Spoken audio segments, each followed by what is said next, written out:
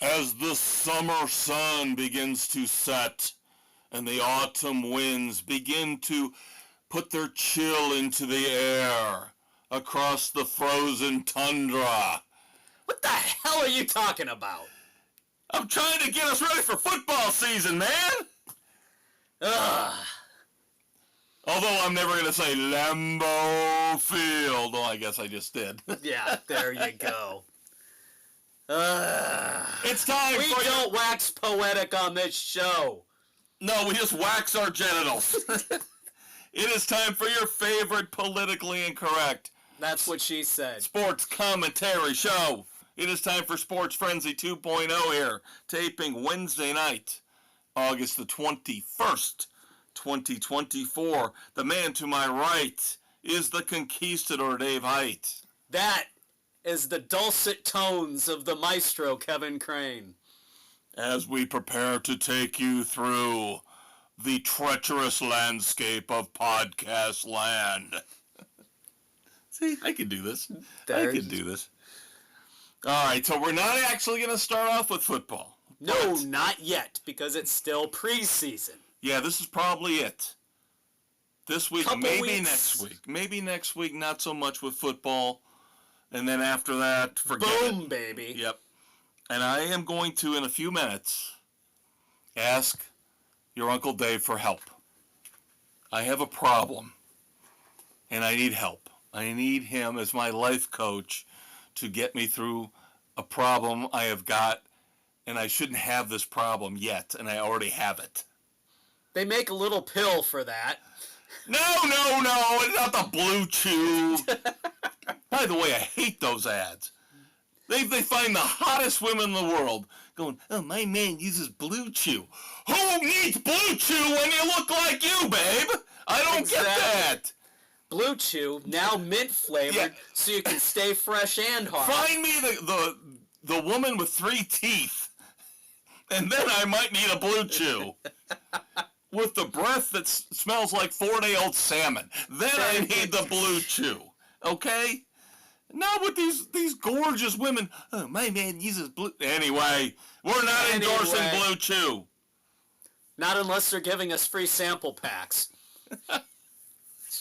That's all I need is for my dick to explode. Isn't that the whole point? Anyway, we're going to start off with baseball this week.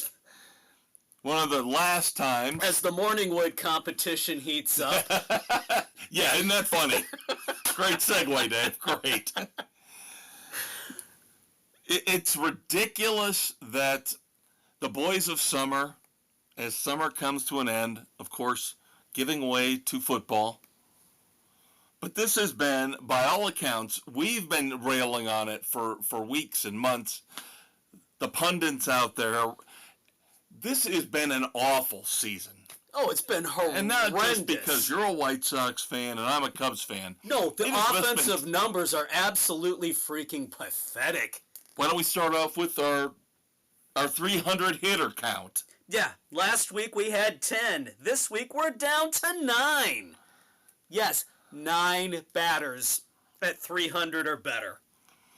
And Witt Jr.'s at 352 leading, Judge's at 332 in second. Shohei Ohtani, having been in the top 5 for most of the season, has dropped to 16th at 291. And another stat that we should keep in mind, no team right now is on pace for 100 wins. Yeah. We've got the White Sox on pace by the end of this week for 100 losses. Yeah, they're sitting at 97 losses right now. But there is no team right now on pace for 100 wins. And this would be the first time in 10 years that we would get a team without 100 wins throughout the entirety of the 162-game schedule. So that's another indication of how terrible this year is. The Phillies, all of a sudden in a slump. Yankees, Orioles not playing well. Guardians, you're not sure what you're getting from them. Yeah, it's just nobody is playing. abysmal. Nobody can get on a hot streak. Nobody can get on a streak winning 10, 12, 14 in a row and pull away. Now, does that make for a much more intriguing postseason? Maybe. Kind of, but really, it's not entertaining baseball at all. No. No, and I think Major League Baseball understands that because now we are hearing about more possible radical rule changes. Now, these would be years in the offing. Yep, because you gotta run it through the minors first to test it, because God forbid they actually have the balls to do something outright. Now, the pitch clock I like. Pitch clock works great. I love also the limit on throws over to first. However, stolen bases has tailed off. Yes. Why? Don't know. Why? Don't know. Yeah, you're right. From last year to this year, they've tailed off. We got the 1 year They should bump. be increasing. Stolen bases are a huge part of the game. Take advantage of the limited throwovers. It's probably because these idiots at the plate can't hit the ball. So they're just going to, all you got to do is throw a fastball, they'll swing through it, and then your catcher can throw down to second and tag the guy out.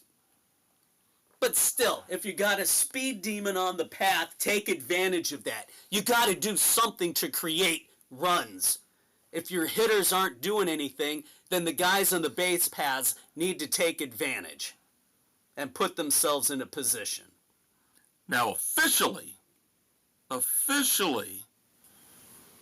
the big rule change that is now being contemplated, I like it, but I don't. It's kind of like the putting the man on second in the 10th inning rule. Ugh. I would prefer to just let the games play out. Part of me, a little tiny part of me, understands why they're doing that. But this is a very controversial discussion for this rule change. Now, MLB is contemplating mandating 6 innings for starting pitchers. And the exceptions to that rule would be if they throw 100 pitches, you can pull them. If they let up 4 or more earned runs, you can pull them. Or if they are injured to the point where they must go on the IL. You cannot pull a pitcher for an injury and just let him sit for a couple days. If you pull a pitcher for an injury, he would have to go on the IL. But it almost seems like we're mandating What should be happening anyway. Yes. It feels like MLB is becoming the nanny for all of these teams and telling them, this is how you have to do this. This is the way the game was meant to be. Get rid of your analytic geek assholes who are destroying the game. Now, the other rule change, and again, this would be years and years down the road. I like it. You and I have been talking for years about how we're never going to see a 300-win pitcher anymore, let alone a 200-win pitcher. Yeah, you'll be lucky to get to 100 at this point. So I think that's what Major League Baseball is trying to do, in a way, is they're trying to preserve the sanctity of some of these records. Because the analytic geeks don't even want you to mention batting average anymore. Yeah. That's why we bring it up every week. Because what happens if you have a higher batting average? You're getting more hits. More guys are getting on base. More runs are being scored. Duh. Stop swinging for the fucking fences at every at-bat. It's counterproductive. And the other thing, by the way, I haven't seen a single guy try to bunt this year. Have you? No. Bunting has gone the way of the dinosaur in baseball. It's a huge piece They of don't the even game. try to move a guy over anymore. And I don't know if that's because now we have the DH in both leagues. But still, that's ridiculous. The adage in baseball for offense, get them on, get them over, get them in. But I literally have, I don't believe I have actually witnessed one bunt this year. And that's got to be a big part of the problem. Like with the Cubs, Pete Carl Armstrong should be bunting. Oh, yeah. At least with his speed. At least once a game, he should be bunting for a hit. Yeah. And even if he's got a guy on first moving him over to second, there's a good chance he might actually be able to leg out a hit. Yeah. And make it first and second. That's something that nobody's talking about. No, nobody's talking about analytic assholes ruining the game. Now, the other rule change. Now, this has been popped out there on social media by fans. Whereas the 6-inning starter rule is something that has actually been bandied about in the front offices at Major League Baseball. Because of what they've been doing with Aaron Judge this year and what they did in the past with Barry Bonds. Limiting the intentional walks per game. Or limiting the intentional walks per batter. The problem with that is you can always intentionally walk a guy. Right. Who says I can't just throw 4 pitches, tell my catcher, give him a little hand sign that I'm going to throw 4 pitches way out of the strike zone. Yeah. You're going to try and entice him to swing at something off the plate. But if you really want to walk Aaron Judge, who of course is the main reason right now we're looking at a fan suggestion for a rule change. Yeah, that's a bitter Yankees fan probably. Was there that much outcry when Bonds was getting walked all the time? Yes, there was. There was, because we wanted to see him hit. But I don't know how you can get around it. Because, okay, you say you can't intentionally walk him, but you can just basically throw 4 balls, again, 2 feet off the plate. Or bury him in the dirt. Now, if there's a risk, if there's guys on base, bury it in the dirt, it bounces behind the catcher. Yeah, that's a risk you're going to have to take. Catcher. Or but your you pitcher, do that anyway in tough situations. Or your pitcher not to, throw a meatball, a terrible pitch. Yeah, or hangs one. Yeah. So we'll see. Baseball's still, of course, trying to figure out how to fix their sport when I think there was nothing wrong with it. There was never anything wrong with it. Fire the analytic geeks. It's Bud Selig. Bud Selig started all this with the steroids. And the labor disputes in the 90s. Letting things go. So you mentioned the White Sox, 31-97, still, of course, in last place in the AL Central. 43.5 games behind Cleveland as we record. They have been eliminated from playoff contention. They were eliminated from playoff contention after the first month of the season. No, it just happened a few days ago, Dave. Stop it. But it was the earliest that a team has ever been eliminated from playoff contention since the divisional era began back in 1969. I have nothing to report about the Cubs. The Cubs do their typical bullshit. They look good for a couple days, and then they can't hit for a week. And right now they're in the middle of one of those streaks where they can't hit. I don't know how they won last night.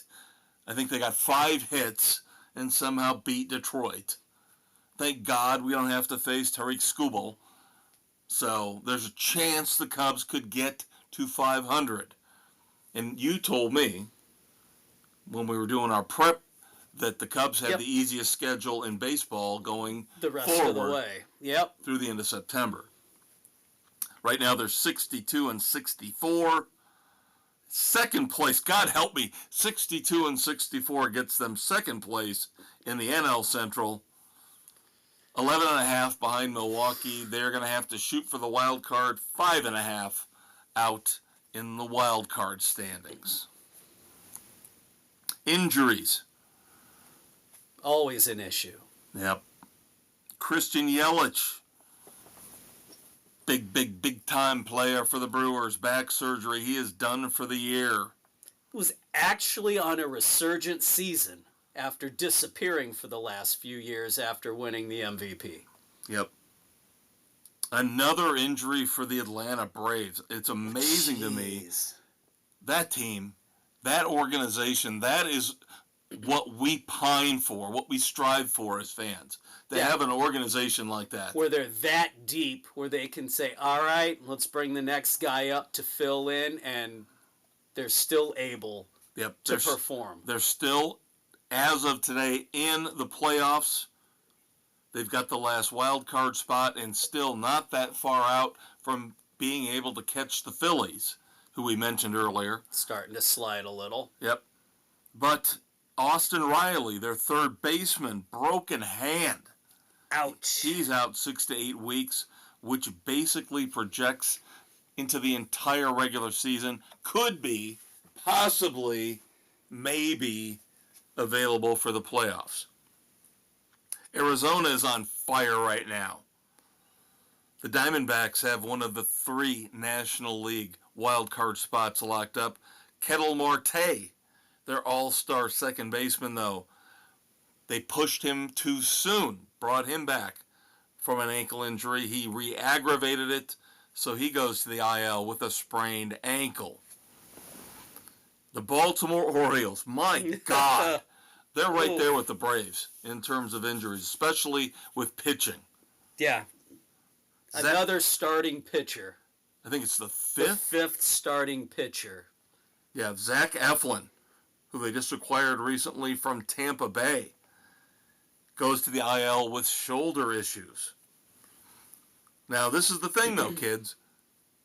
Atlanta, Baltimore are still in the playoffs right now.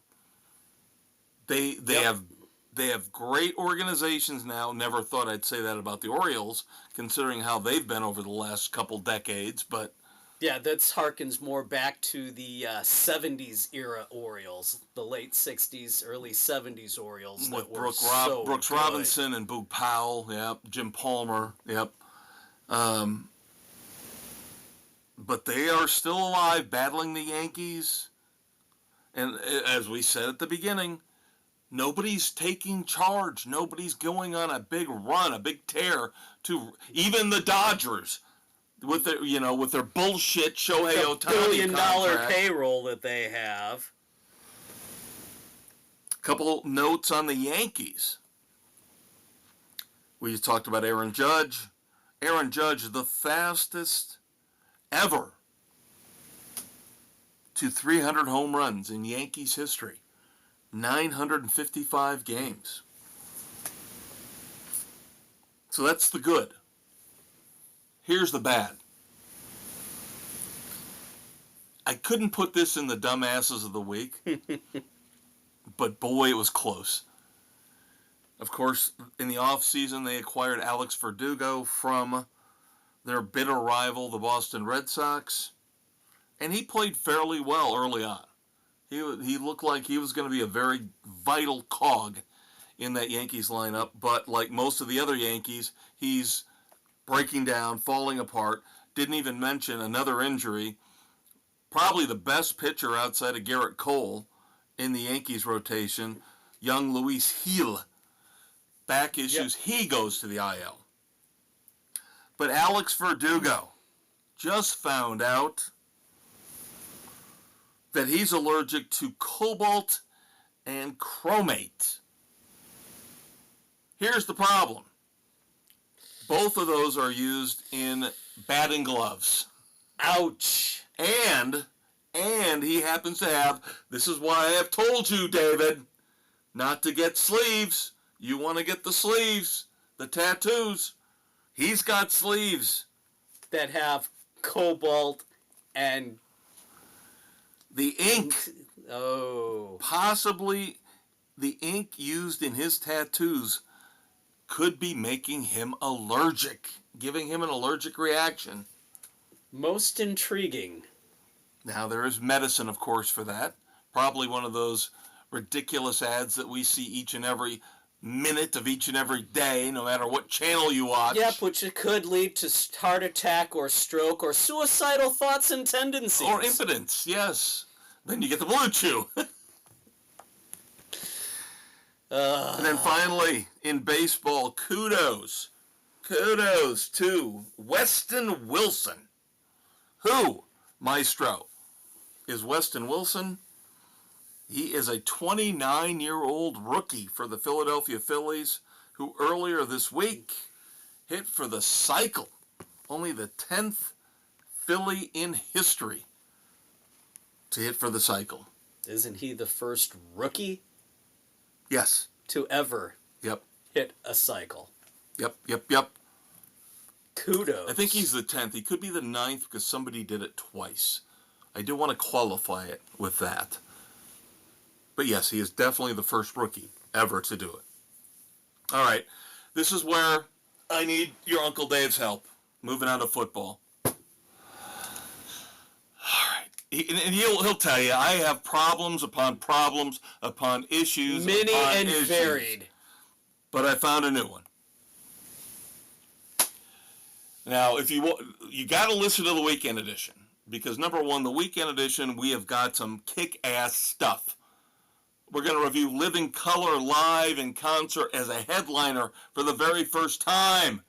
Very first time Woo-hoo! Dave and I have seen them as a headliner. We've also got a review of the big book release, Eruption, co-authored supposedly by Michael Crichton and James Patterson. Sorry, I'm coming down with something. all of Crichton's groundwork and research cobbled together by Patterson. And then, of course, our queen, Furiosa. We'll have our review of Furiosa, a Mad Max saga.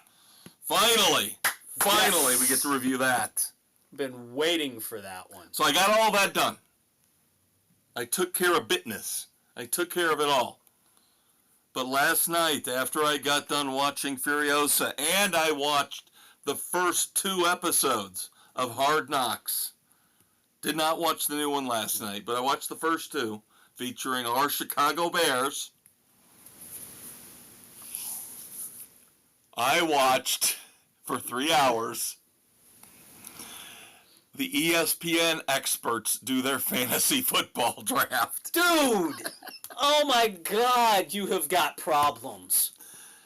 I spent 3 hours watching. You've got fantasy football-itis. I watched Adam Schefter and Stephania Bell and Mike Clay and all those other misfits, Liz Loza, my secret crush. 3 hours, 10 rounds, I watched them draft their fantasy football teams. You need some serious help with this. We're drafting this Monday! Yeah, so? Next week, kids, you will get our results, our recap of our Sports Frenzy 2024 You can fantasy plan football draft. all you want, but your friends are going to fuck you over every Are you single going to pull the time. quote? The quote that's used multiple times in Eruption? It's like Mike Tyson. Everybody's got a plan until they get punched in the face. Yeah, what? Use three times at least? Multiple times. That's what I will say. I know it's used multiple times. And that's Patterson for you.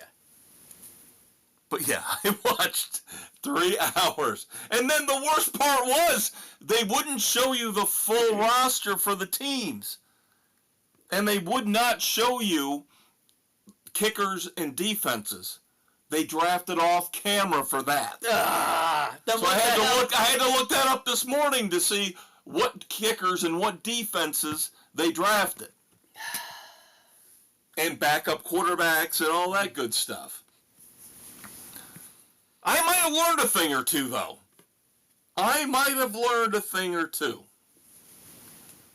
That's all I'm going to say. Well, there you go.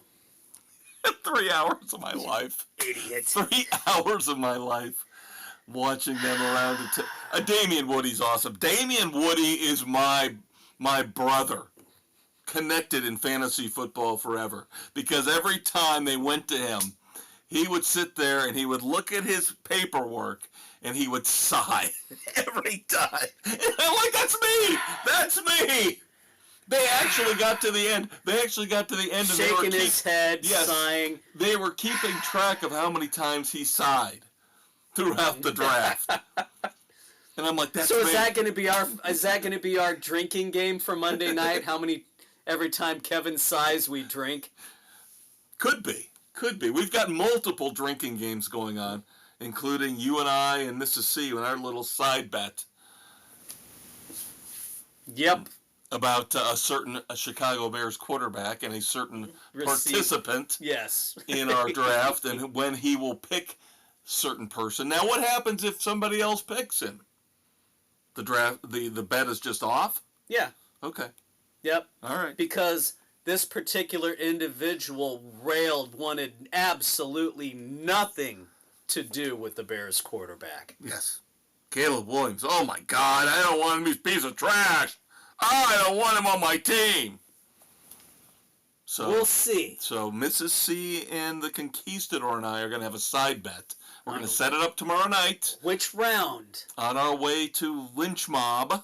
Which round do we think he will draft him? Yep. We're not going to bring in anybody else because you let too many people in. It spoils the surprise. Yes, somebody will blab. The inner circle will keep things tight and quiet. That's right. All right. As far as the Bears go, like I mentioned, I watched the first 2 episodes of Hard Knocks. Have you watched any? I have not yet. Okay. I was finishing up Eruption. I had further to go on it than you did. So that took some of the time away. I'm going to just let you know what you got in store. Not going to spoil much for you. I'm sure it's all kumbaya, milk toast. Yeah. Some of the things to look forward to, the good and the bad, over the first 2 episodes. Good, in episode 1, Nick Saban. That man, he was in it for less than 5 minutes. He had me fired up. He's telling Eberflus how to get these guys going. And I'm like, yeah, put me in, coach. God damn it. Nice. Affleck. Yeah. Yeah, I heard that Saban's discussion with Eberflus was very good. Probably the best part of the first 2 episodes. He literally had me fired up. I was like, no wonder these kids played for him and played hard for him. Yeah. The parts you won't like? A lot of Jonathan Owens and Simone Biles. Well, of course. Oh, God, a lot of that. All hail the Olympian. A lot of your boy, Velus Jones Jr. Jesus, would you cut his sorry ass already? Oh, we gotta try and make the transition from wide receiver to running back, and maybe he'll learn to actually hold on to a kick to return it. And then, of course, they got to focus on the quarterback we all know is going to get cut here in the next few weeks, Austin Reed. Whatever. So we got to focus on his parents in the stands cheering for him, his fiancée. Whatever. There is nothing he has done to separate himself from the other 3 quarterbacks. You know the backup is going to be Bajan. Yep. And a little bit, now that's it for Hard Knocks. That's the highlights. Everything else, like you said, milk toast, namby-pamby, feel-good stuff. Here's an insider tidbit that I found out outside of Hard Knocks. Was it last week or the week before we reported that the Patriots traded Matthew Judon to the Falcons? Yes. Right? That was for I believe, a 3rd-round pick? Yeah. But Judon also wanted a contract. Because he was given a choice by the Patriots. They said, we've got 2 deals in place. We're going to let you decide which place you want to go to. Yep. Do you want to go to Atlanta or do you want to go to Chicago? And he chose Atlanta. I'm wondering if it was the details of the contracts that were being offered, and if Atlanta ponied up a little bit more. Because these guys are greedy. Yeah, because I think, from what I could tell, the Patriots were fine either way. So the offers they were getting back were equivalent. Right.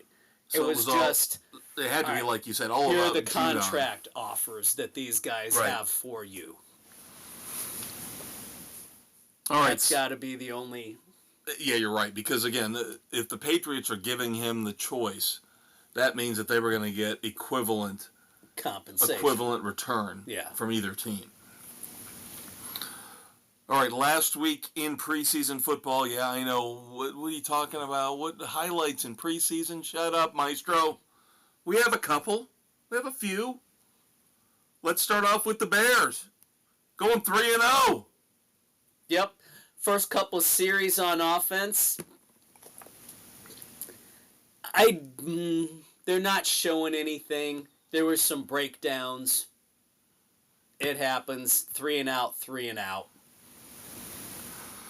But they do beat the Cincinnati Bengals in Chicago 27-3 to go 3-0 in the preseason.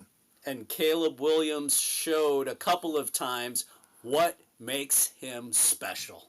Yep. I will not buy into the trash talk anymore. He looks, and going back to Hard Knocks, and again, I know it's manufactured, I know it's teased and it's coaxed, and we're only seeing the good stuff.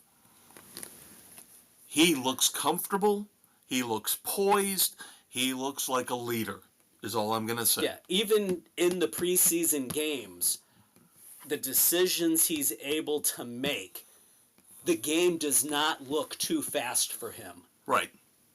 At this point. And he will make mistakes the first month. Bears fans, deal with it. It's going to happen. It's going to be, to me, a progression like we saw with C.J. Stroud last year. Yeah. Give him till the second half of the season. Give him till mid-October. And I'm telling you, you are going to see something legendary. Yeah. What we see with Williams is he has an understanding. He knows how to process the game, what's in front of him. He doesn't, as he said, he doesn't like to run. So he'll try and stay in the pocket, or if he gets outside, he's looking to throw the ball first before just taking off. Now, as he showed, he has some speed as he scampered into the end zone on a run. That was a great run. But we saw some fantastic throws from him, too. Yep. Those off-balance, throwing across his body down the sideline to drop it into Odunze's arms on that 45-yard pass. Yep. That was impressive. Yep. And if Odunze can learn where the back of the end zone is... Yeah, I was going to say that one kind of broke my heart a little bit because Caleb did everything possible, made that pinpoint throw, and just Odunze's feet were did out the of double bounds. tap, and they were both out of bounds, basically. Yeah. Yeah. Buccaneers in Jacksonville lose to the Jaguars 20-7. Your Dolphins beat the Commanders in Miami 13-6, but that was not the big news of the week. No, the big news of the week, Tuah, in an interview, completely blew Brian Flores up as a head coach. Basically calling Flores a bully, saying that how would you feel every day if your boss told you you were no good, worthless, shouldn't be doing the job you're doing? What kind of toll would that take on you? That's what Flores did to me my first 2 seasons. Now, night and day difference with Mike McDaniel. And so Tuah got that off his chest. Flores, in an interview the next day, did not dispute it. Nope, he did not. He got emotional, saying that what Tuah said hurt him, and he realized that he has to grow as a coach and learn from his mistakes. Which I I thought that was a sign of maturity on his part to acknowledge that, yeah, there were failings. Yeah, supposedly the backstory to that is that Flores wanted Herbert. Yeah. And the Dolphins had drafted Tuah, and he couldn't get over that. Yeah, he could not get over it. Perfectly said. All right, the other highlights outside of our teams last week in preseason, the man, the myth, the legend. I will never get over the fact that we could have had him in Chicago. God, I've got to get beyond this. Patrick Mahomes screwing around in a preseason game against the Detroit Lions. The team that beat them opening night last year. Yep. Arguably a team they could see in the Super Bowl this year. Throws a behind-the-back pass to Travis Kelce. And you know that they work on something like that. That's just not a fluky No, they said thing. they've been working on it for 2 years. That I can believe. Yeah. You just have to have the right circumstances to do it. And then former Notre Dame kicker Brandon Aubrey, now kicking for the Dallas Cowboys, hit a 66-yard field goal versus the Las Vegas Raiders, which, if it had been regular season, would have tied Justin Tucker's record. That's impressive. So there you go, fantasy fanatics out there who didn't watch the 3-hour draft on ESPN last night. There's your sleeper kicker. There's your number one kicker right there. Has he usurped the title from Justin Tucker? Yeah, one kick at that distance does not make greatness. Tucker makes 60-plus consistently. All right, just a few more minutes in pro football, and then we will move on to the college ranks. One big injury this past week, and unfortunately it's for Mrs. C's Buffalo Bills. Boy, you talk about an injury-plagued team right now. Star linebacker for the Bills, Matt Milano, torn biceps. He will be out until at least December, if not the entire year. And that defense lost a lot of players in the offseason. Yeah, they are hurting. Yep. And then in the last preseason game they lost their backup quarterback for a few weeks. Mitch Trubisky has a knee injury that's sidelining him. Who knows for how long? Yeah, when was the last time we saw a team like the Bills are right now here on August the 21st that are going to be so reliant on their starting quarterback? Yeah. My God, if Josh Allen were to go down, they're done. I don't see how they could ever win a game. They are in rough shape. All right, starting quarterbacks have been announced. Remember, kids, the rules have changed from when you and I grew up. We're already almost done with the preseason, so that's why they're making these announcements now. Gardner Minshew will be the Las Vegas Raiders starting quarterback in Week 1. I'm not surprised. No. Gardner Minshew never gets enough credit. He's never put in a position to succeed. No. Maybe this time he is. I doubt it. I guarantee you the Raiders right now are looking ahead to next year, and Shador Sanders or somebody that they're looking to draft.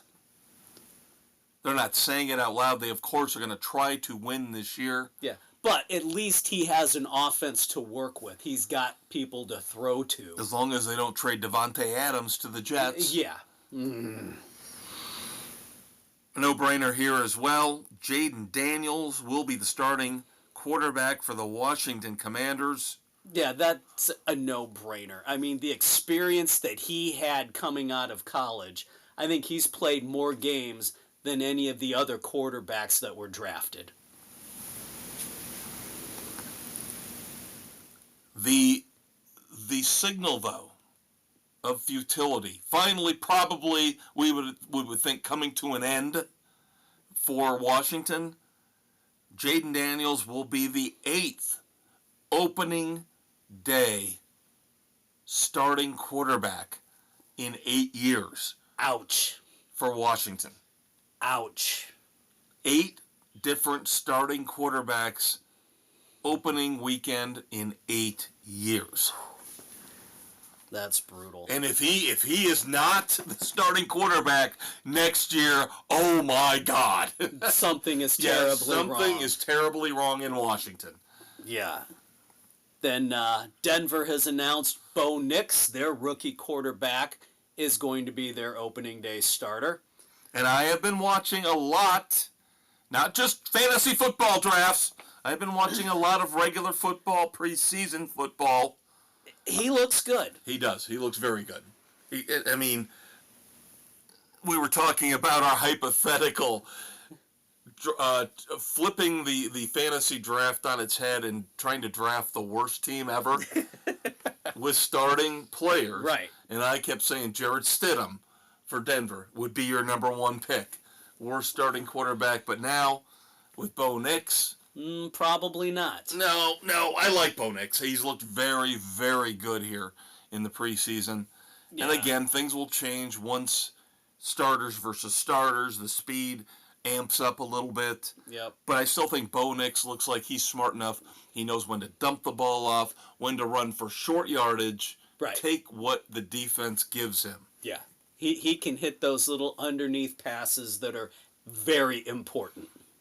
And so I think everybody among the 6 teams who drafted a first-round quarterback are doing things the right way.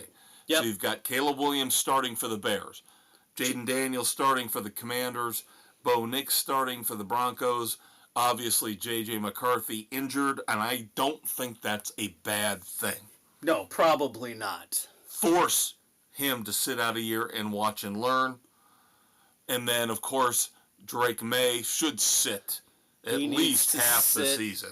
And, of course, Penix is going to be sitting behind Kirk Cousins. Yeah, Penix is he probably doesn't want to hear this, but he's getting paid like a top 10 quarterback. A top 10 drafted quarterback. Sit so back he shouldn't and cry. learn from Cousins. He shouldn't cry about it. Take advantage of the situation and learn. Yes. You will be the starting quarterback probably in 3 years. 2 to 3 if not years. sooner. Depending Cousins on injury. is one more injury away from being done. I know you and I were selfishly laughing at that pick because that gave us Rome Odunze with the Bears. But I am beginning to believe that might be a sneaky, brilliant pick by the Falcons.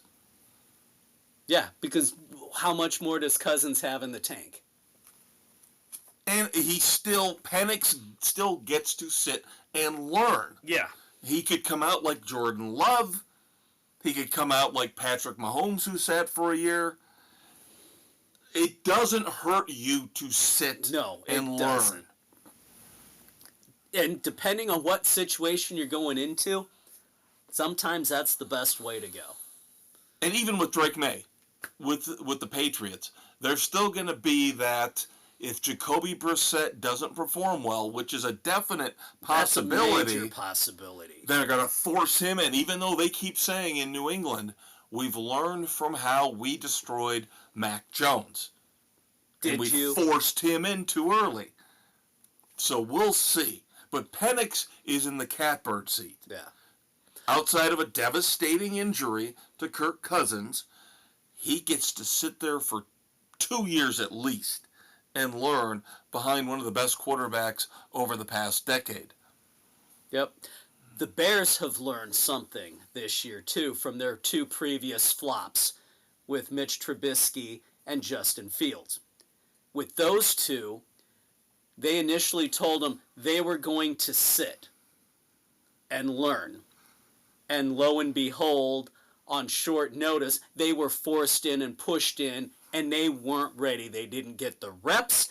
They didn't get enough time with the playbook. They were ill-equipped.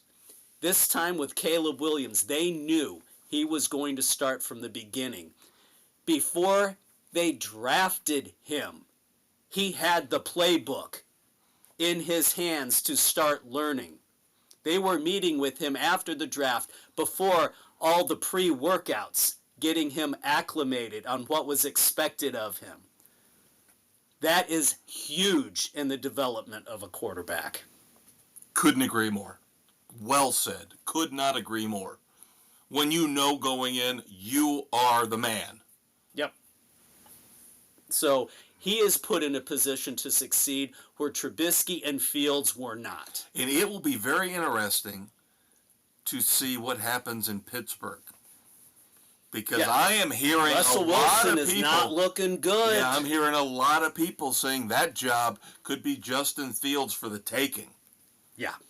And part of me is rooting for him. Really, part of me is. Yeah, a change of scenery, something different. Because he got a raw deal in Chicago. I mean, he had a shit offensive coordinator. Yeah. He didn't do him any favors at all. And it's very intriguing to see these two quarterbacks, Russell Wilson and Justin Fields, where Justin Fields, not desperation mode yet, still young, but he needs to make his point. He needs to entrench himself if he ever wants to be one of those 40, 50, $60 million a year quarterbacks. He needs to do it now. And you're right, the Bears screwed him completely. But Russell Wilson has just, over the last 3 years, taken this precipitous fall from grace. I mean, he looks like a shadow of his former self. He's hesitant. What little bit I saw of him with the Steelers here in the preseason, he's hesitant. He sits back there. He holds the ball now. And his accuracy is gone. Yeah, and he doesn't have a lot of receivers to work with in Pittsburgh. It's not like Caleb Williams has got 3 top-flight receivers right out of the gate. Yeah. And that's just the receivers, not including your tight ends and running backs. Right. You still got Cole Kmet. You still got DeAndre Swift. Yeah. Russell Wilson has got a very questionable George Pickens as his number one. Doesn't have anybody else to depend on in the passing game. And then he's got 2 running backs who everybody kind of goes, which one's the lead back? Are they either of them any good? Najee Harris, Jalen Warren, and Jalen Warren's dinged up. Yeah, Pittsburgh's a hot mess. Oh, kids, cannot wait. Just a few short. This will go on for half an hour, 45 minutes longer every week. God help us. Final 2 little headlines before we move on. Colt McCoy retiring from the NFL. Believe it or not, a very long career in the NFL. Yeah, one of those career backups. You mentioned Mitch Trubisky. This is the kind of career Mitch Trubisky is shooting for. Yeah, longevity. Yep, Sam Darnold is looking at this. Those type of guys. Jimmy Clausen. Clausen. How long did he hang on as a backup? Not as long as Colt McCoy. No, but that's one of those guys who shouldn't have been drafted and should have been out within about 2 or 3 years, but still hung on for what, 7, 8? Maybe. Colt McCoy was 14 years in the league? Yeah. And he will move on. He will become one of NBC's Big Ten analysts this upcoming football season. And then finally, a little bit of bad news for Caleb Williams. The Minnesota Vikings upgraded their secondary as they signed Stephon Gilmore to a 1-year deal, which could be worth up to $10 million a year. Well, there we go.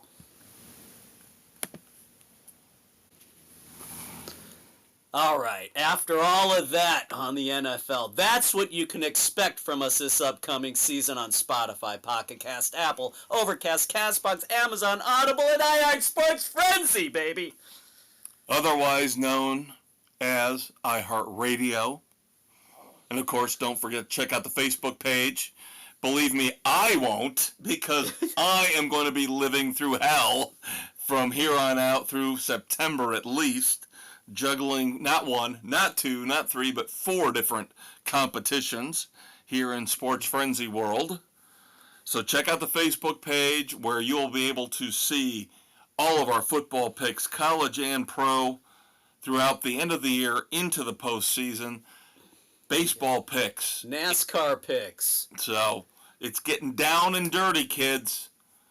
Crazy time is almost upon us. Yes, yes, yes, yes. And as we mentioned earlier, don't forget the weekend edition, your Saturday morning hangover cure, your place for politically incorrect pop culture. Yep, Info, news, we will rants.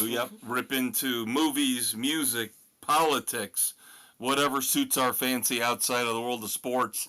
We will do that for you as you nurse your Friday night mistakes during your Saturday morning hangover. All right. Technically, the college football season starts this Saturday.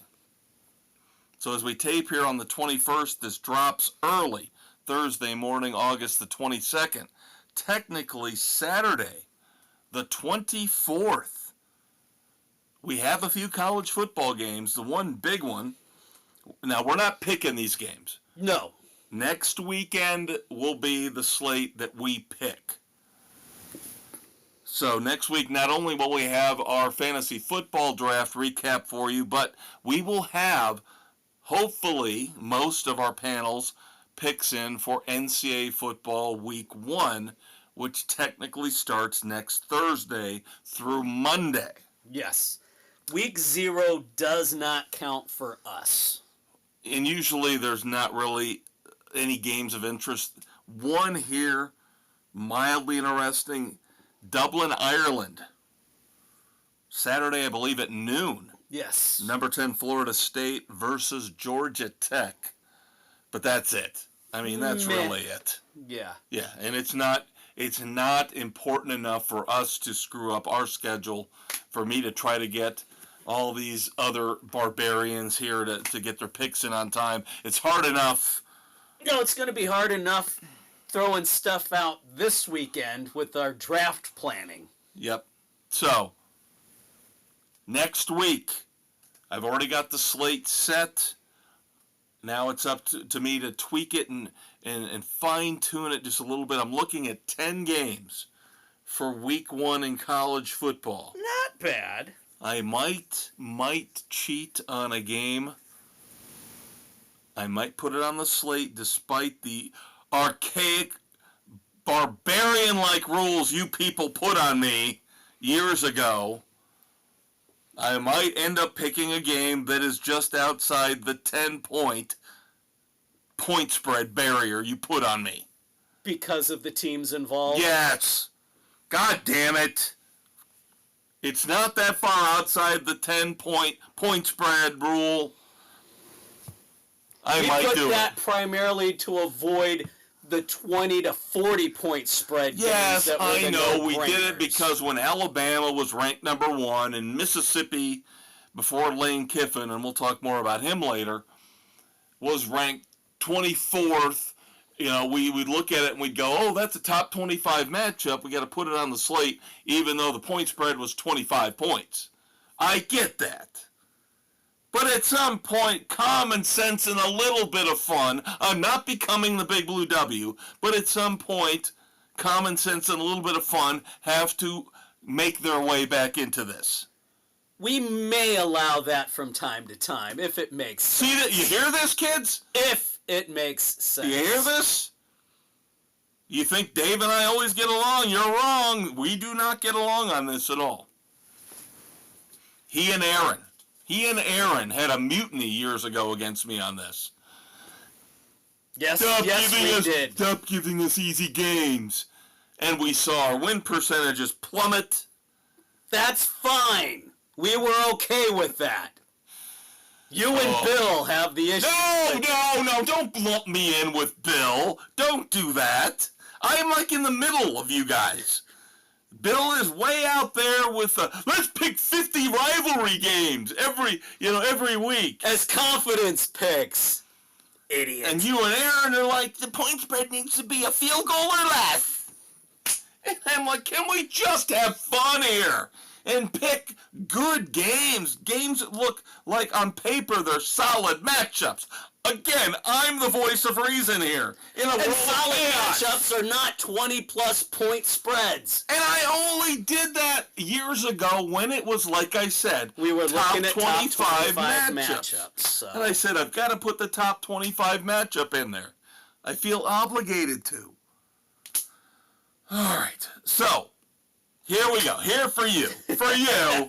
For you, you Notre Dame fanatic. August the 29th on Peacock.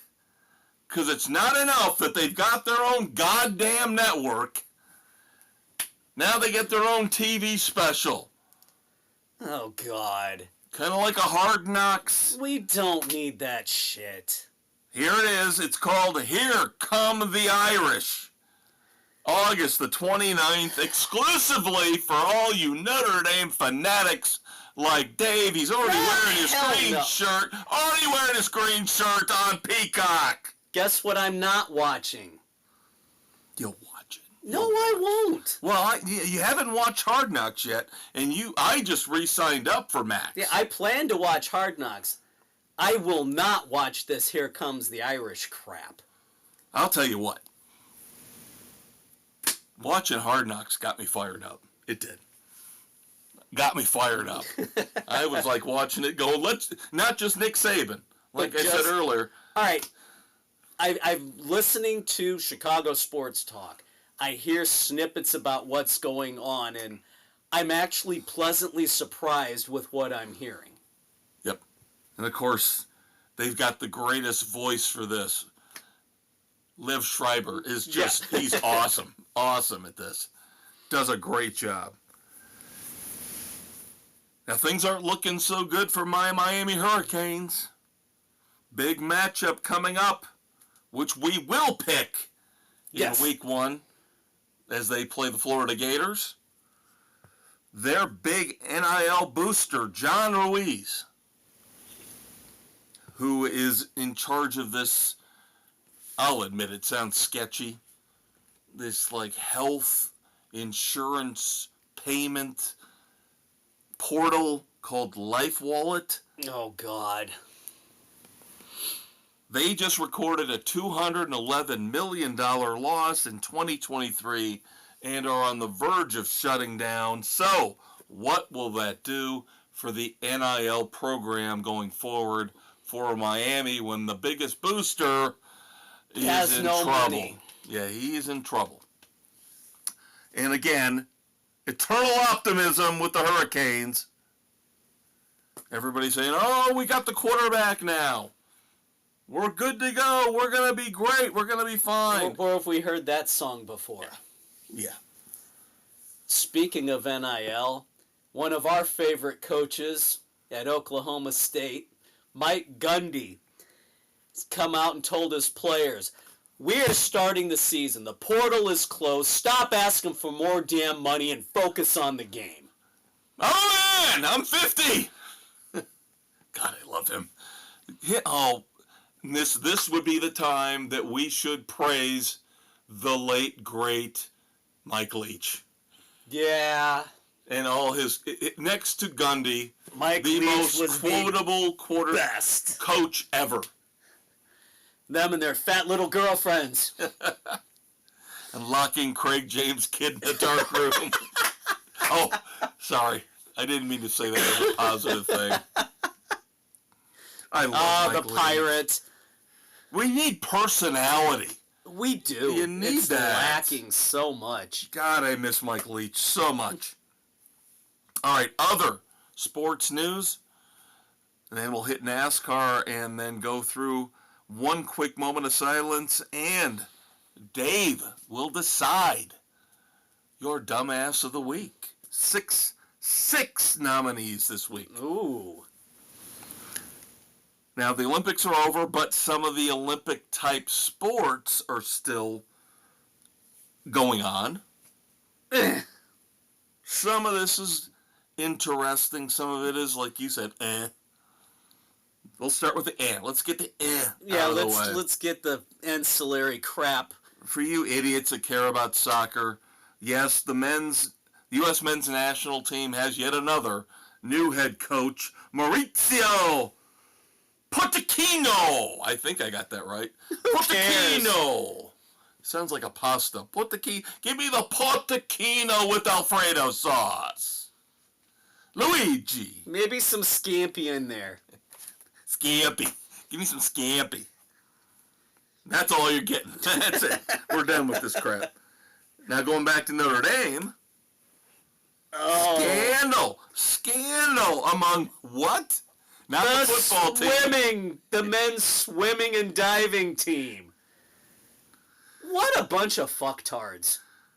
The ND men's swimming program suspended for 1 year for NCAA gambling violations.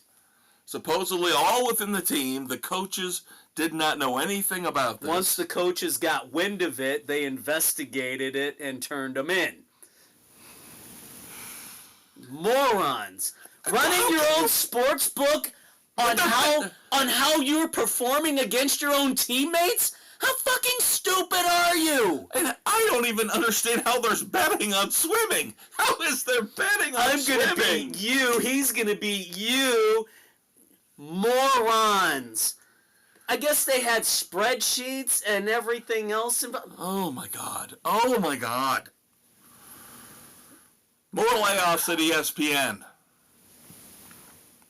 Now, of course, I'm more than happy to report that they finally got rid of that no-talent idiot RG3, who has somehow made more money for being the weakest talent, not only on the football field, but in the booth, in the history of mankind.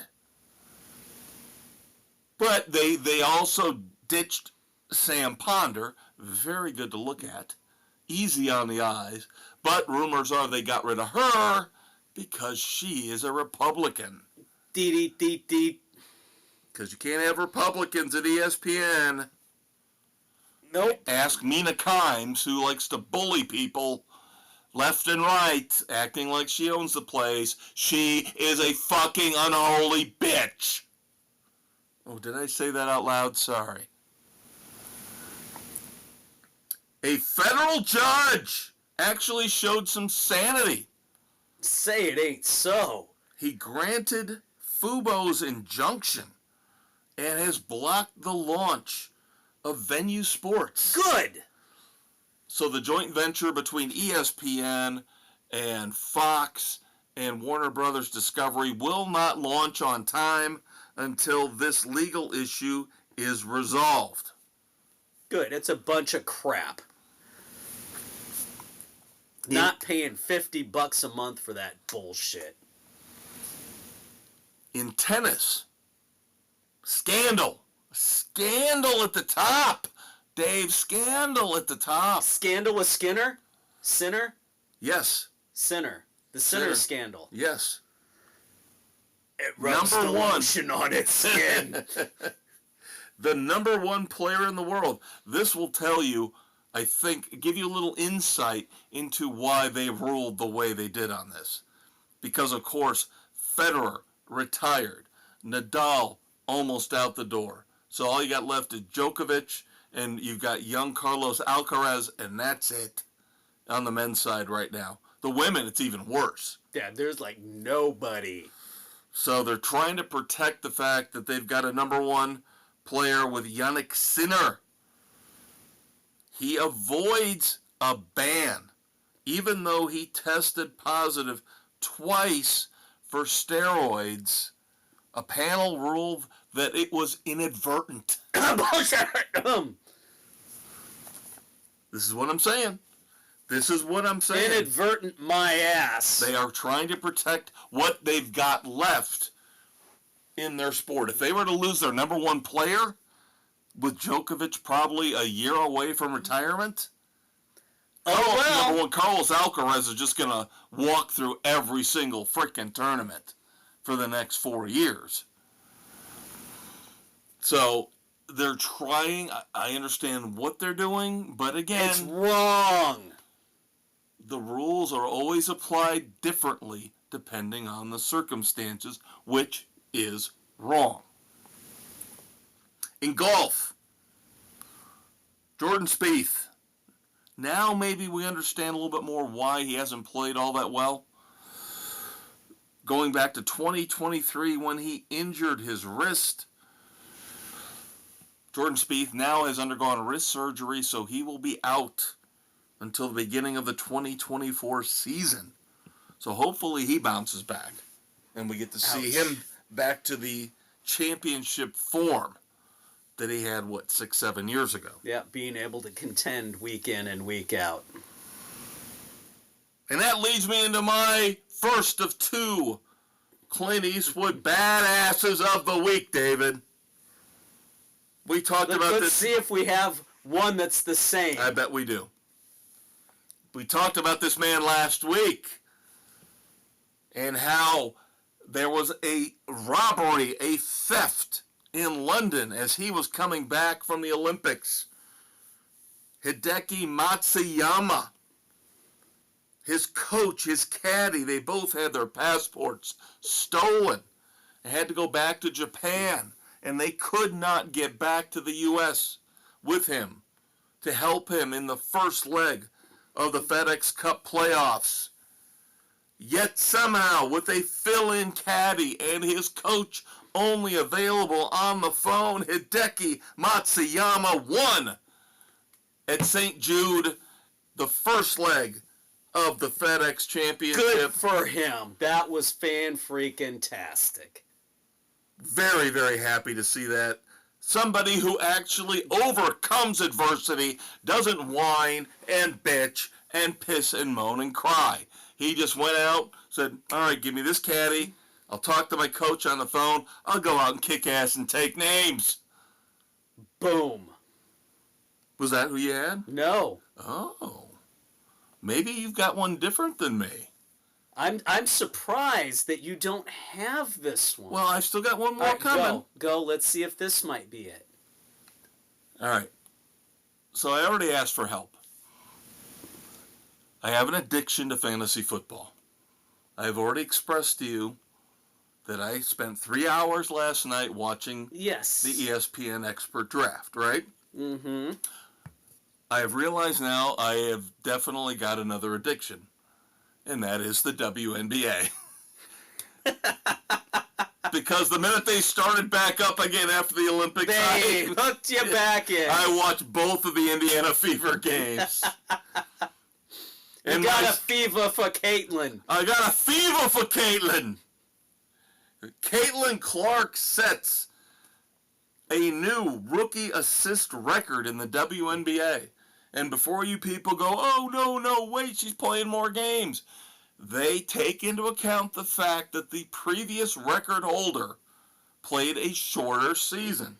So they took that into account. Caitlin Clark got the record within the same time frame as the previous record holder, even though she played fewer games. So stop being haters. I'm going to go Caitlin Clark. I got a fever. I need more Caitlin Clark. He's got the Indiana fever. So those are my two badasses of the week, Hideki Matsuyama and Caitlin Clark. And obviously, I am not getting the one. I'm shocked. Wow, okay. You got another This is your boy. We listened to him live on the radio as he made his miraculous announcement. Ryan Sandberg being cancer-free after his long battle with prostate cancer. And now you're going to make me feel bad. That's not right. You know, I expected you to have had that one. oh, come on. You know I always focus on the negative. I try to do my best I know. to focus on the negative and not the positive. But it was a great moment, though. Yes, that it was. he announced it was. that. And for what he and his family had gone through. Props to him, because it was a late detection. It had advanced beyond, and he really did not have a great prognosis. And to have come back and defeated it is just an amazing story. Yeah, and we actually heard that news as we were heading out to see Living Color. Again, weekend edition, full review coming. Yep, because it was they were doing the Score 670 in Chicago in conjunction with the Cubs. It was the Cubs Stand Up to Cancer Radioathon, a 24-hour fundraising event. And we just happened to have been in the truck driving to the concert when they had Rhino on, and he made the announcement, which he'd just gotten the news 2 hours prior to his going on the air. Yeah, and I think I mentioned to you a few weeks ago when they had the statue dedication that he did not look good. To me, he did not look good. Now, of course, how are you ever going to look good when you're battling cancer? Yeah, with all the chemo and the drugs and everything they've got you on. Yes, I am very happy and respectful to you that you were overcoming your Cubs bias, and you would actually single out my man Ryan Sandberg like that, pointing out, of course, my flaws again, finding a way to make yourself look good and make me look bad. That's what we do to each other. Yeah, great. Just great. You'll get me down the line, I know it. You have in the past. All right, and that's okay. Is it really? Shouldn't we just all get along? Shouldn't we all... What the hell am I talking about? This is Sports Frenzy. Like I said, I focus on the negative. And I try and bring some positive. The little flowers that pop up through the barren, ashen wasteland, like Caitlin Clark and Hideki Matsuyama. I mention them, and then I stomp on them and grind them into the dust. Or the fruit tree rising from the decaying... Hey, that's next. That's the weekend edition. Oh, yeah. That's our next podcast, buddy. A teaser, if you will. All right, kids. Now it is time to move on to NASCAR, where we're going to be picking for the Coke Zero Sugar 400. But first, we recap the Firekeepers Casino 400 from Michigan. All right, so the Michigan race was postponed from Sunday to Monday. Yep, 51 laps in. Yep. And then the rains came. Yep. Again. Yep, and of course there was rain all weekend. Qualifying was washed out, so Denny Hamlin got the pole based on the metrics. Which still don't make a hell of a lot of sense. Nope. But then, of course, as Dave said, we got a shortened first part of the race. We got through, the first segment, and that was pretty much it. Yeah. So then everything else kicked off on Monday at 11 a.m. Ends up Tyler Reddick, and fairly, and this is the thing that's pissing me off about this race, fairly, justly, Tyler Reddick won this race. He had the best car, but they tried to take it away from him. Well, of course they did. Bullshit late caution on Martin Truex Jr., and I don't think Truex was doing anything to try to start an overtime race. Obviously, they're both Toyota cars, but NASCAR, Truex hit the wall, no debris, no tire down. He got back up to speed, and they threw the caution, and that sends it into overtime. Whereas before we saw the wreck, the car stalled in the middle of the racetrack, and they wouldn't throw the caution and allowed it to end under green when it shouldn't have. Yeah, so this is... Once again, NASCAR manipulation.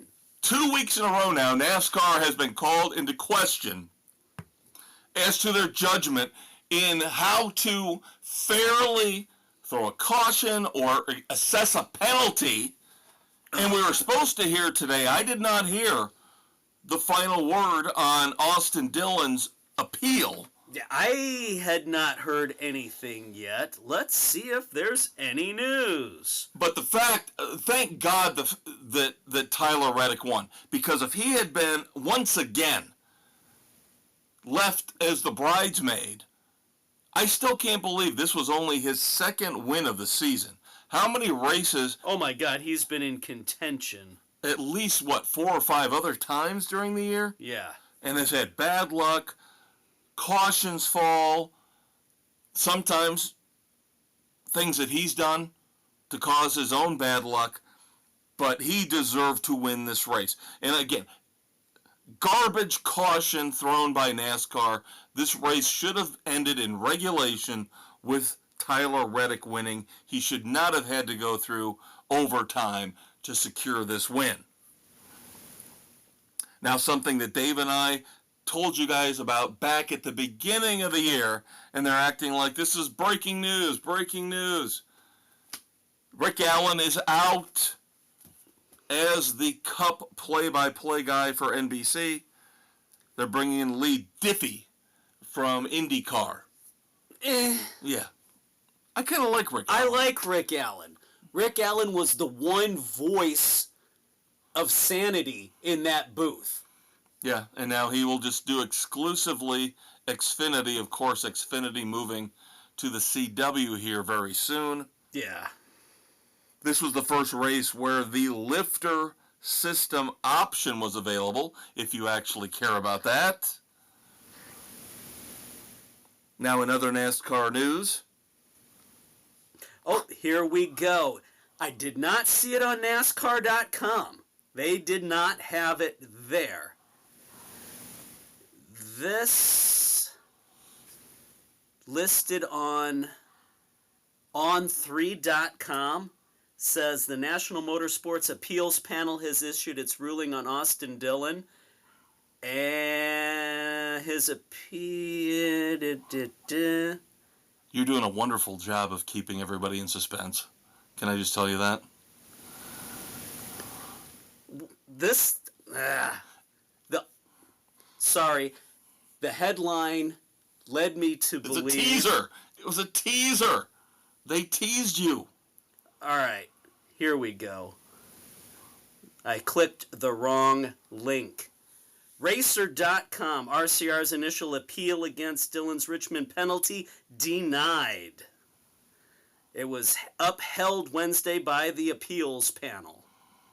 Which we kind of figured would happen. Yeah. So there you go, kids. Breaking news. But they did reduce the spotter's penalty. How many games? Oh, how many games? How many races? It was reduced to 1 race. And he was the worst, most egregious of it all. Yeah. Where he was telling Austin Dillon to wreck Denny Hamlin. Yep, there you go. Ugh, ridiculous.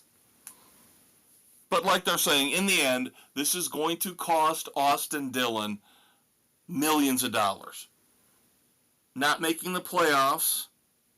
Now he's got 2 races left to try to win. Oh, now they're going to make a final appeal to the final appeal. Oh, for the love of God! Oh, for the love of God! Just let it be done. Why do we have a final appeal officer?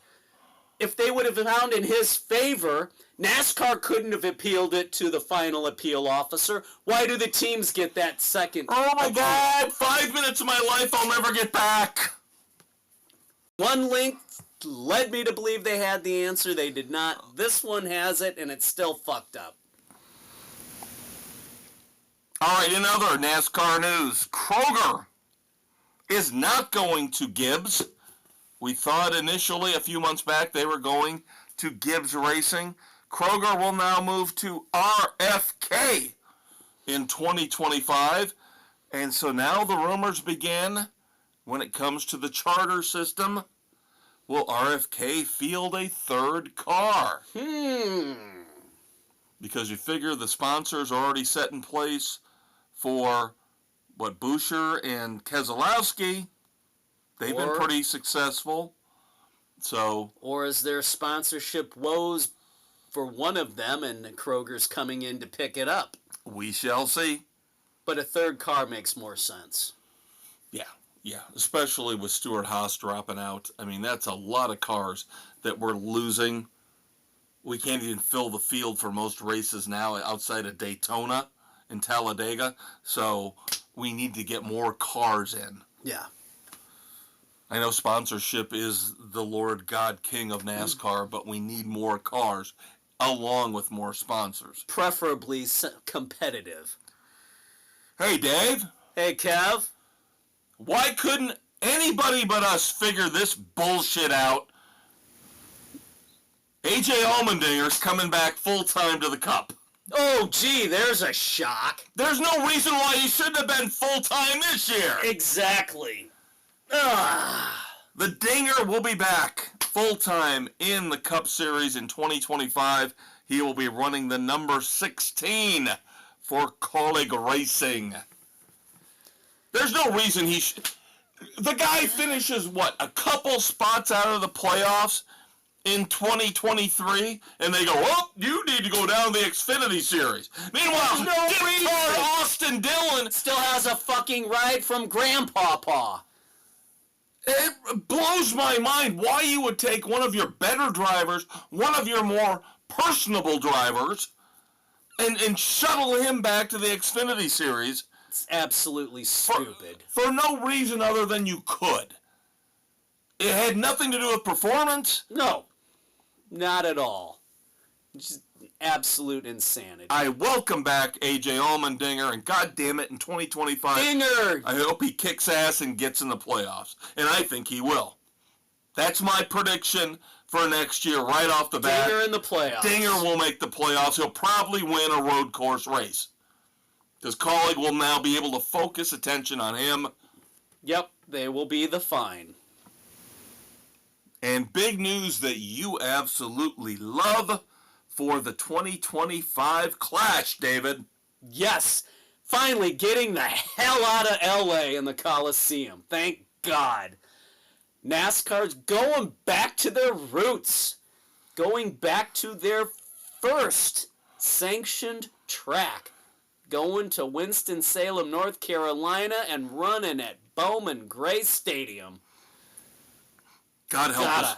Just, I'm happy about the history, the background with Bowman Gray, but thank God they're just giving up on that dumb shit 2-year experiment. Why? LA Look College. at all the damn money wasted. And I told you the rumors are they're going to do the same goddamn thing again. Going down to Brazil. They're looking at Brazil and they want to do it down there. No. And they're going to... And then Why are you wasting the money? Why are you forcing the teams to spend that much on travel? It's stupid. Make it international, no, you don't. Stop the international crap. It doesn't play. I agree with you. I hate it in football. The NFL needs to end it.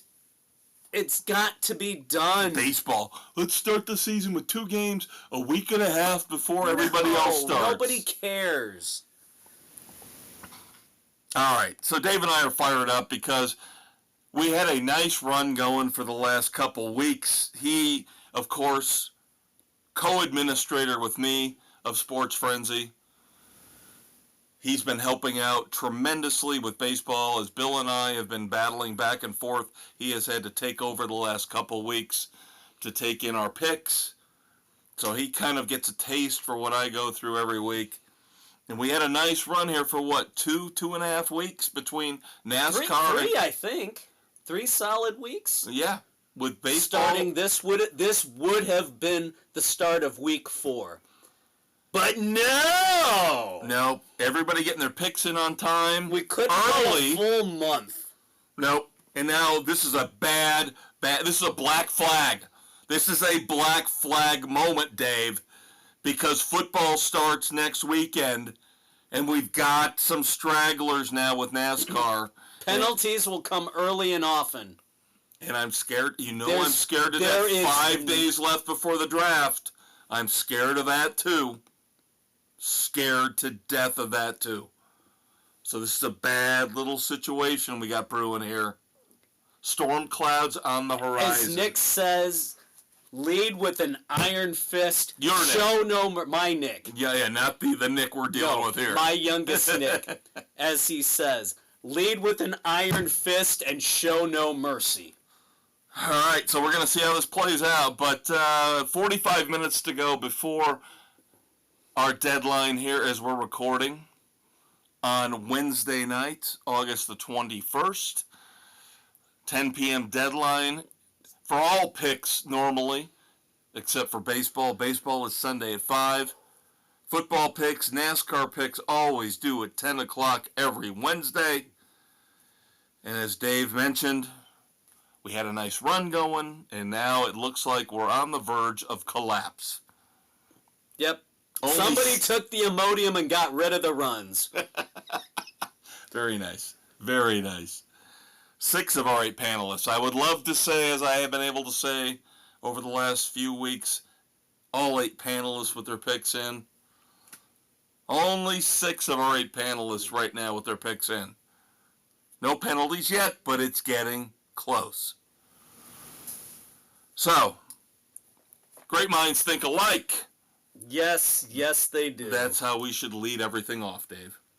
Yep, you and I going with Ryan Blaney at Daytona for the Coke 0400. Yep. Yeah, this is a crapshoot, and of course you had to email me. That will back-to-back possible DNFs. Because you and I both took Kyle Larson. Frickin' Larson had to spin himself out at Michigan with a solid car. And the sad thing is, you are bringing up a very solid, salient point.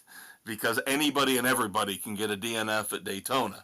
Yeah. So back-to-backs are a definite possibility, but I will still take the safest, smartest super speedway driver out there. That is Ryan Blaney. Yep. I did flirt with Sam's pick. I did flirt with it. I briefly thought about it. But he screwed you. But you can't trust him. Right. He screwed you earlier this year, didn't he? At Dega, I believe. Yeah, I think you're right. So that would be one Bubba Wallace. Sam takes Bubba Wallace. Was my second pick.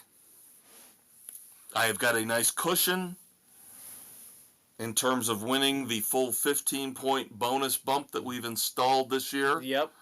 4 points. But I prefer to take Blaney. Get a nice top 10, top 15 out of him. Even if he limps across the finish line, I don't want to go into the final race, race 26. I could use a stage win to bolster me up a little bit more over the competition. Yeah, and the sad thing is, we tried, and I know Dave and I have been railing on this, again, behind the curtain here at Sports Frenzy. We tried our best. Bill bitched and pissed and moaned, and everybody bitched and pissed and moaned. We gotta do something to let everybody into the playoffs. We gotta do our best. So what did we do, Dave? We tweaked the system. We said, all right, now all you gotta do is win a goddamn race. 26 races. Win a goddamn race. And I swear to God, I think Doug is on purpose picking the worst driver every week. He seems to be in that. He'd be awesome. He'd probably win that reverse fantasy football thing that we were talking about. Yeah, I'm sure he would. Mrs. C's been snake bit with bad luck. But she's only 1 point out right now. She is. Now the problem is close. Daytona. That's Daytona. The bugaboo. That could hose her again and knock her back out of the picture where she and Doug will be fighting for the mythical, magical 6-pack of beer. Yes. If, and only if, they can win more races in the final 10 than anybody else. That's right. That was a rule we instituted years ago to keep everybody interested. Yeah. But not good enough for Bill. Can't you just let him in and... Oh, there we go. A fitting serenade from the Horn of Disgrace. Goddamn right. Fitting serenade. But we'll be all nice and happy and cheery with him on Monday. No, we won't. We'll give him shit. Speaking of Jen, Again, 1 point out. She has not won a race yet, but if you make the top 10 in points, you get in. She's 1 point out. She is going with Austin Dillon. Not a bad pick. He runs well at Daytona, and he is desperate to get a legitimate win to put him into the playoffs because of his bullshit move previously that rescinded his playoff push. The aforementioned Big Blue W, Bill Lazowski, is taking Chase Elliott. Not a bad pick. Nope. And Aaron is going with Alex Bowman. Another solid pick. Yep. And of course, as we mentioned, Tardy. The juggler and the governor. So Dick and Doug. there we go. Yep. There are your picks for the Coke Zero Sugar 400 from Daytona. Those, of course, will be posted Thursday afternoon on our Facebook page. And that leads us into Dave 1. NASCAR moment of silence. Maybe not the most significant moment of silence. And by the way, weekend edition, holy crap, again. Good Lord. It's for the second time in a month. It's ridiculous. Or what? Month and a half, I should say. Go back a month and a half. Yeah. It's just crazy. We're going to spend a lot of time in the weekend edition talking about those who left us in the world of entertainment and pop culture. But for right now, in sports, former Penske crew chief, former crew chief 4-1 Kurt Busch, who I believe we'll be talking about in a few minutes. Could be. Roy McCauley passed away. I believe he won 2 races on the Cup Series level, Bristol and Daytona. So I believe he won the crown jewels. Yep. And then from the NBA, Al Attles, former Warriors player, coach, and GM, has passed away at 87. So thoughts and prayers to their families and friends. Now it's time to pivot as we honor our favorite TV dad, Red Foreman, and find out who will be our dumbass of the week. 6 nominees. I think I did pretty good between the sports edition and then this Saturday morning for the dumbasses on the weekend edition. I think I did pretty good. There are times when I scrape and scratch a little bit. I think I did pretty good this week. So I just alluded to this a minute ago, so let's go right into it. Never have been able to understand when you're one of the greatest drivers in the world, how you get caught with a DWI. How, above anybody else in the world, Jethro living in a trailer in Virginia, yes, I can understand him drinking moonshine and getting pulled over in his 1969 pickup. But Kurt Busch, come on, getting a DWI for speeding in North Carolina, his driver's license revoked by a magistrate for 30 days. Kurt. And of course, Kurt Busch is no stranger to problems and issues. So, no, he's had many and varied issues through the years. What was the one with the ex-girlfriend where she thought she was psychotic? She was nuts.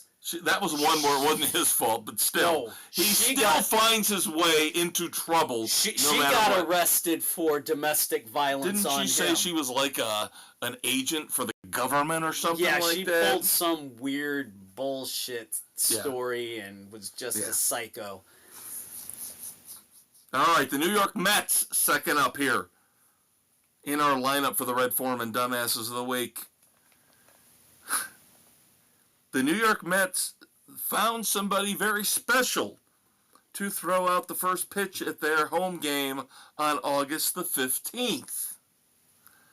Now, Dave, in this day and age, where everything, you've got to be very careful and very measured about what you do and how you do it and who you select to represent your brand.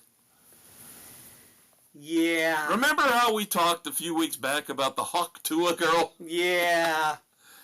They had her throw out the first pitch. Did she spit before she threw? Lube that ball up a little bit. She throw a spitter? All I know is there were a lot of people in the New York media that were like, what the hell are the Mets doing? This is the worst thing possible. But as you know, spitters are quitters. Well, you know, the worst thing is this, I believe, was a day game. And the kids necessarily aren't back in school yet. So you got a lot of kids. So did they announce her as Tuah? Yeah. So what are you explaining as a parent? What are you explaining to your kids in the stands? Dad, who is this girl throwing out the first pitch? Some idiot social media person. Well, son, she likes to salivate on a man's genitals to make them lube up so they can get hard without a blue chew, and then she can proceed to suck them off. Would you like another bucket of popcorn, son? Maybe some soft serve? The only thing I can tell you right now is I would not recommend a sausage. God. Oh, my Lord. All right. Now, I'm going to say he's a former Lions offensive lineman. But he did play for the Buccaneers, so they're not exonerated. Former first-round pick, Gosder Cherilus, was arrested this past week, and he had a plane actually diverted. The plane was on its way from Boston to Dublin. What Dublin this week? So the plane had to be diverted back to Boston because Mr. Cherilus supposedly had taken some Ambien. He was in a daze, sleepwalking, and decided in his haze to urinate. And we use that loosely, haze. He decided to urinate on one of his fellow passengers.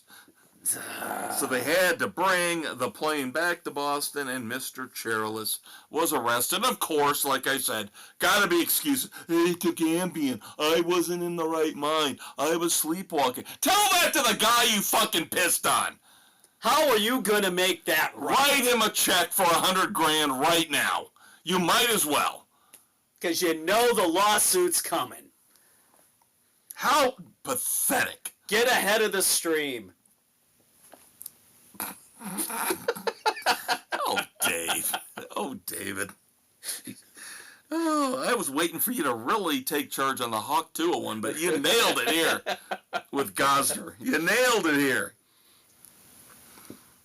All right, now it's time for some dumbassery with our own team. Olympic champion Simone Biles shows up. Of course, we talked earlier about Jonathan Owens on Hard Knocks and the coverage he got for going overseas to Paris to watch Simone Biles get medal after medal after medal. And it's awesome and it's great. Go USA. But here's the problem. Did Jonathan Owens wear a Russian jacket Romanian, while Simone Biles was Chinese, performing? anything? No. But Simone Biles comes back, and Jonathan Owens, of course, back in training camp, ready to play in the preseason for the Bears. She shows up at Soldier Field On the Bears sideline. wearing a Green Bay Packers jacket. I don't care if it was one from last year. I don't care if it's her husband all over it. It's the wrong fucking team. And again, I will say what I said to you when this story first broke and I texted you. I knew there was a reason I fucking hated her.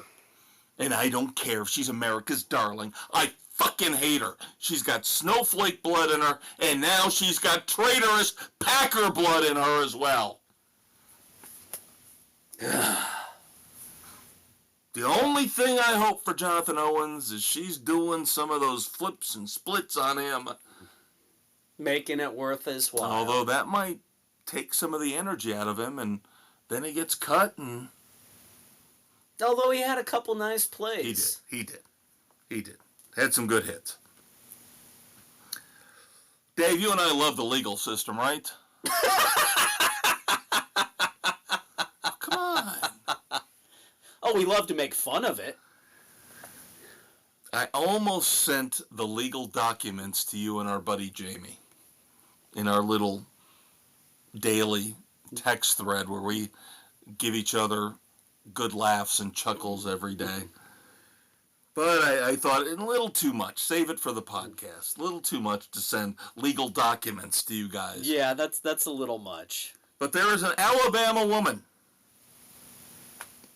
who is suing Lane Kiffin, head coach of course, Mississippi, Ole Miss, along with J.D. Vance, Donald Trump's vice presidential candidate, and two of Donald Trump's children, I believe Ivanka and Donald Jr. She's suing them for $6 gazillion. For what? That's why I wanted to send you the documents, because nobody, even though she has the most elaborate and beautiful handwriting that nobody can read.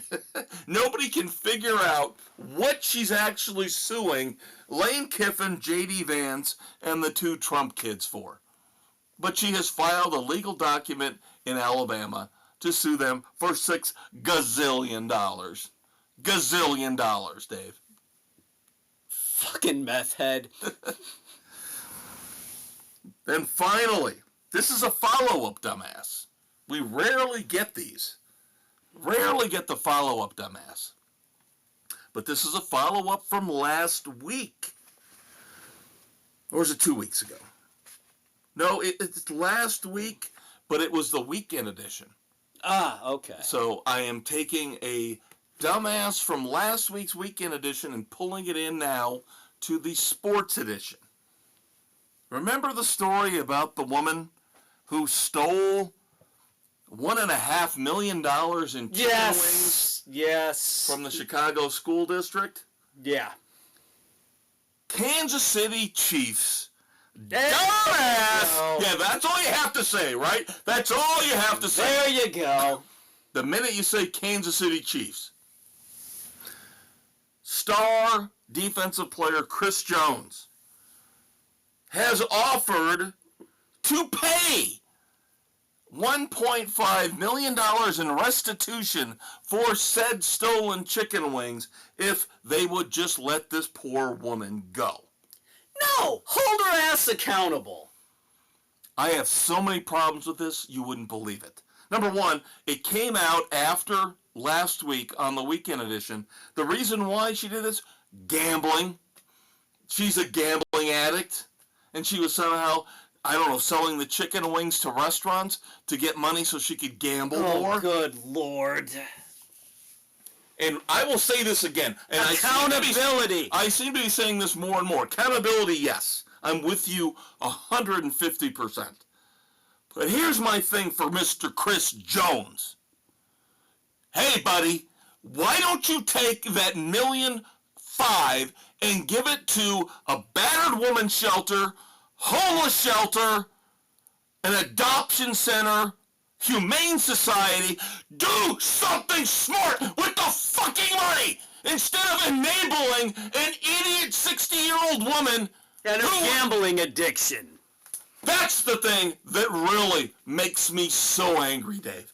There's better uses for that money. She can rot in fucking jail. But think about what that $1.5 million could do to save some kid's life who's out on the streets. to save somebody from drug addiction, to save somebody who actually a veteran, who actually deserves help and is homeless. But no, you decide this is the cause you're going to attach yourself to? You fucking idiot. He's my dumbass of the week. Not even close. He's my fucking dumbass. Wasting $1.5 million to try to get a 60-year-old gambling addict out of jail when that money could be better served helping other people.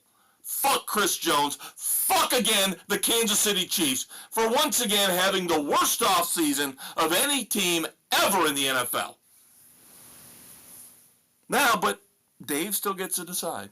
That's right. My choice. You recap or are you good? I'm going with the stupid Alabama woman in the legal system. What, you don't like the $6 gazillion lawsuit? I don't like the fact that there's no reason listed and it's so all over the map of who she's pulling into this thing that it makes zero sense. And how could they even accept that? Yeah, and again, I hate to do this to everybody, Dave included, but this is one of those visual things that we really can't deal with on a podcast. You're going to have to go out there and look up the legal documents. They are out there online. It's only like 6 pages. So it's not like you're looking at hundreds and hundreds of pages of legal documents like O.J. Simpson. Right. The ones they just gave out a few months ago.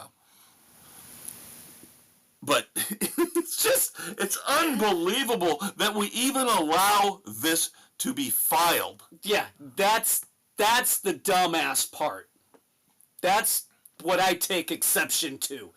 This is the frivolity of lawsuits that our stupid legal system has allowed to continue over and over and over again. And keep in mind, kids, even though Sports Frenzy, the sports edition, is wrapping up, we're just getting started. Yep, we still have the weekend edition, baby. Check out the weekend edition this coming Saturday morning, August the 24th, your hangover cure. And again, we have got a jam-packed weekend edition with Furiosa, Living Color live in concert, Eruption. Not Van Halen. Not Van Halen. God damn it. Don't you dare compare the two. Book. Don't you dare compare the two. Don't you shame the mighty Van Halen like that.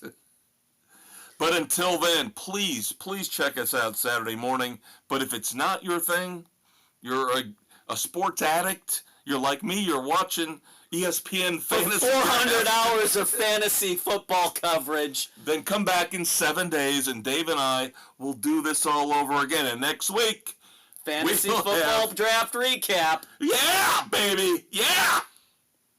And of course, you know who's going to have the best team. That would be me, the Maestro, every year. I still want to change my team name, though. But now I can't. It's too late. I burned a really cool name in Yahoo in a public league.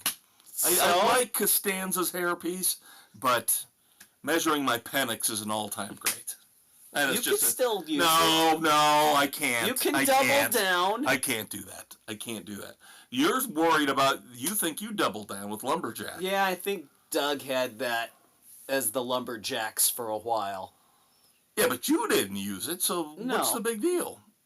Doesn't matter if Doug used it or Nick used it, whoever used it, you've never used it, so you have a different reason, a different purpose. Right, I do. And I know what that is, and it's legitimate, and it is sound, and it is awesome. That, of course, would be Jackal. Yep, and I have the Jackal Chainsaw logo up there. I don't think you should change it. All right, there we go. I'm still wondering, though. You know, because, you know, you got your wife with the boobs, and I put the Penix out there. It's an NC-17 draft, is what it is. We enjoy doing this. We're having a blast. We hope you are, too, listening to us rant and rave. So do not forget, again, you want to hear this continue on, after, of course, we take a quick break, listen to Saturday morning, the weekend edition. But until then, I'm your Uncle Kev. I'm your Uncle Dave. Say goodnight to the kids, Dave. Good night to the kids, Dave.